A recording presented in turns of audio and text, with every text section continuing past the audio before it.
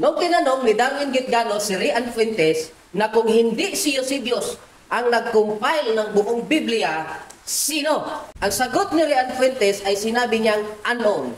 Abay, tuwang-tuwa naman yung mga Katoliko dahil nanalo daw sa puntong yon si Darwin Gitgano.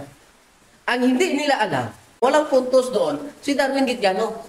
Dahil hindi naman talaga pinangalanan kung sino ang mga nag-compile ng buong Biblia sa Old and New Testament bago pa si Eusebius.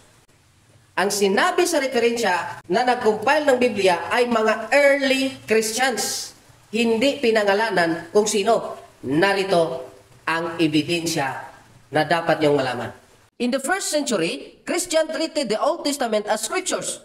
Christians came to depend more and more on what the apostles had written. At the same time, they began to recognize the apostles' writing as being on a par with the Old Testament. After the various books of the New Testaments were written and began to circulate among the churches, Christians collected certain books into single volumes. Kaya malinaw sa referensya na bago pa si Eusebius, ang Old at New Testament ay collected na or compiled na ng mga early Christians sa first century.